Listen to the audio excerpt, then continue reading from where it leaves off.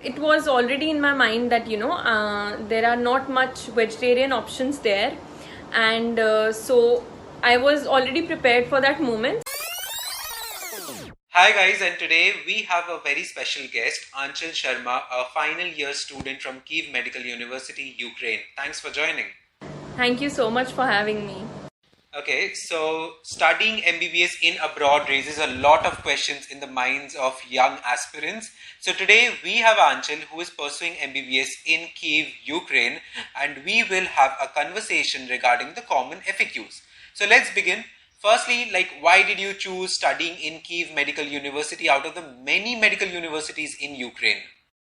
I chose the particular university because mainly, my agent, he suggested that particular university, and then I googled everything about it, and I was quite satisfied with the accreditations, and it was also MCI approved. So yeah, that's why. And also it was in the capital, so that was the point. Okay, so now I'll ask few things about the city which the students need to know before entering the city and the common FAQs related to the city Kyiv.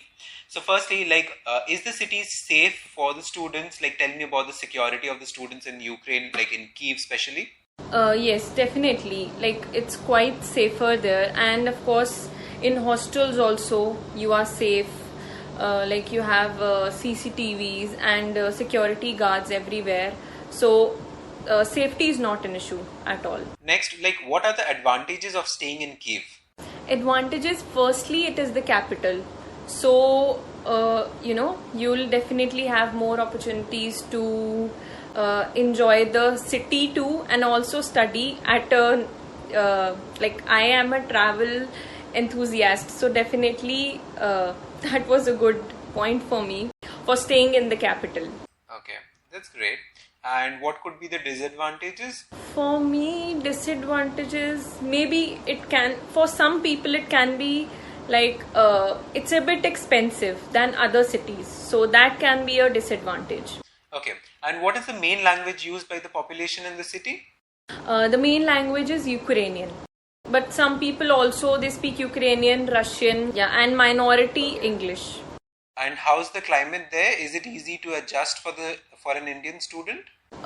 It's quite difficult for some students at least, because the weather is so cold there, for the starting from October till maybe around March. So last winters were very cold. It was around -20 degrees. So in the beginning it was quite difficult for me also, but I guess with time you'll be able to adjust with the climate. So how's the food, and is it easy to adjust for an Indian student? Okay, for me it was not that easy because when I came to Kyiv, I was a vegetarian, and mostly for vegetarians it's quite difficult. Non-vegetarians can actually, they can adjust, but there are not much vegetarian friendly places which you can find in Kyiv.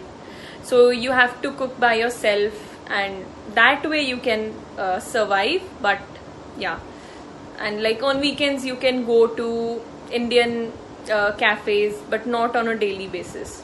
Okay, so would you like to share that how you turned into a non-vegetarian? Okay, so it was already in my mind that there are not much vegetarian options there, and so I was already prepared for that moment. So I had my first chicken burger in KFC. So from that point I was a non-vegetarian. Then now I cook chicken biryani. I know how to cook that. Okay, so that's a great transition from a vegetarian. From being a vegetarian and then knowing how to cook chicken biryani, you have learned a lot in these 4 years other than medical studies. So that's a great achievement. Okay, and moving on to the next question, how much is the cost of living when it's compared to the other cities there? It is, as I told you earlier, that it is the capital. So it is definitely more than other cities like Lviv, Vinnytsia, Kharkiv. So it's very expensive there, but in the area which we live, it is a little bit far from the center, so it is affordable. Like I don't know exactly the converted amount, but around 9,000 grivens per month we spend, like Okay.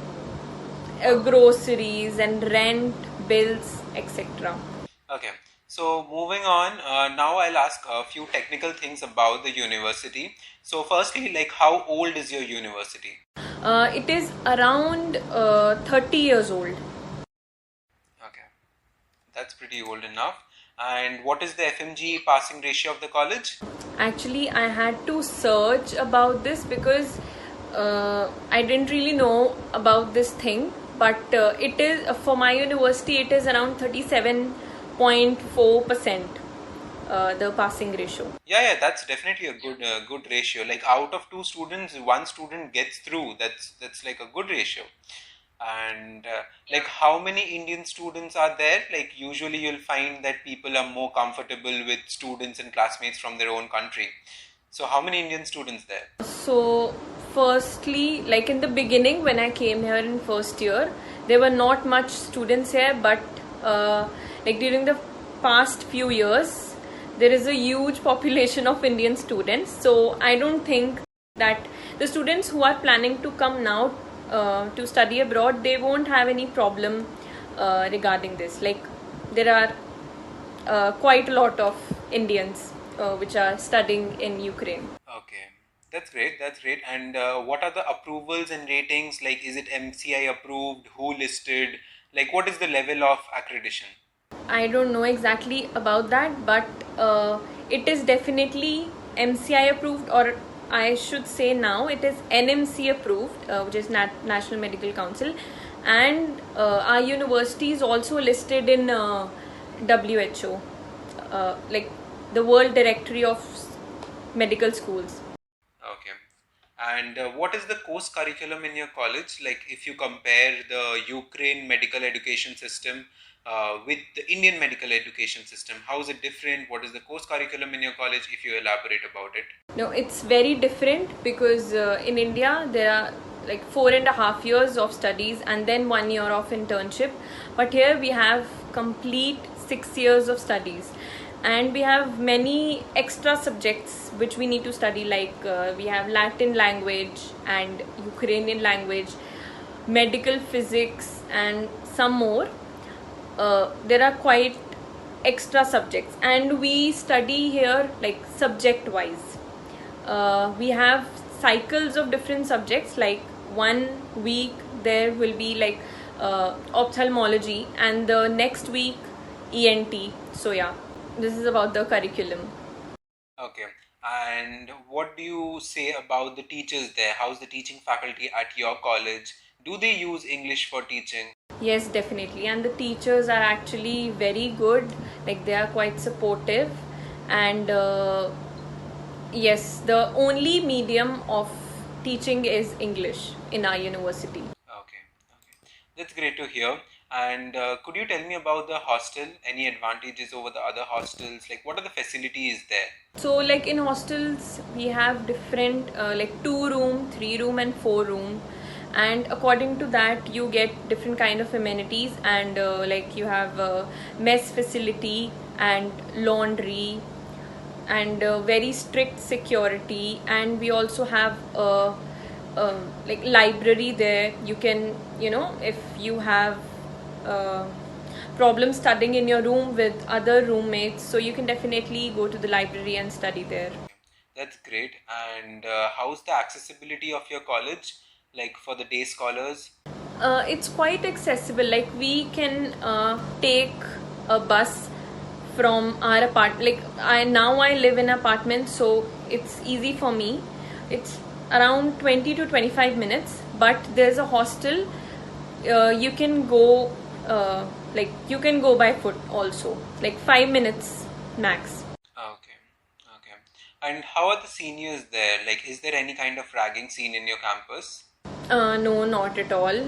Which is the one very good thing which I came to know, that there is not at all. I didn't face any kind of ragging.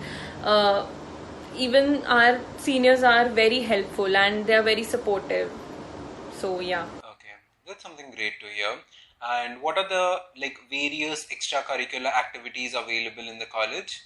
Extracurricular activities we have, I forgot to mention, we also have a subject which is physical education, which I don't think we have here in India in medical school.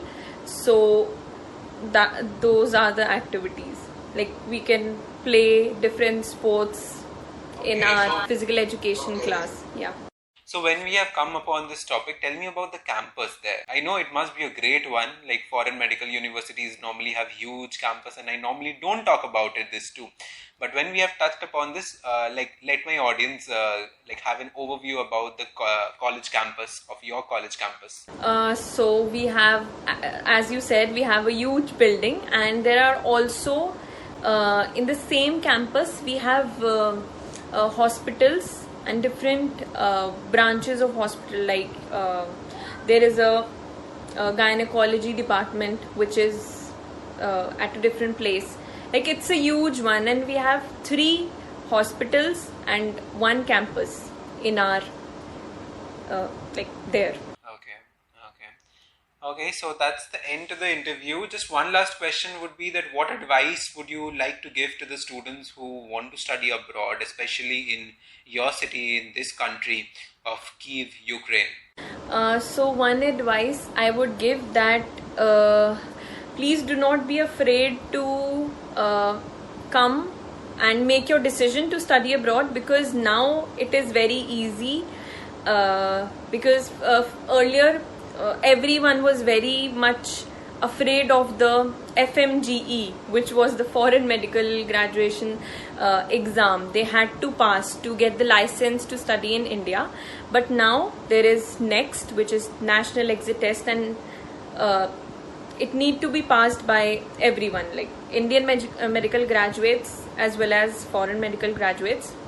So it is not you shouldn't be afraid, and you shouldn't waste more and more years of preparing for NEET, because I know it is very frustrating. I have also gone through that very frustrating process of preparing for NEET.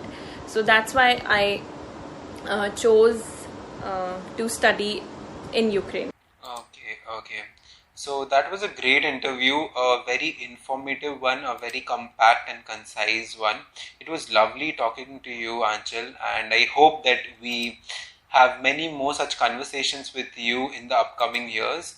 And that's it for now, guys. And I hope everyone liked the video. Anyone who watched till now, I guess cannot dislike this video on any point, because it was such an informative video with so much content in it. So thank you, Aanchal. Thank you for letting us know so many things.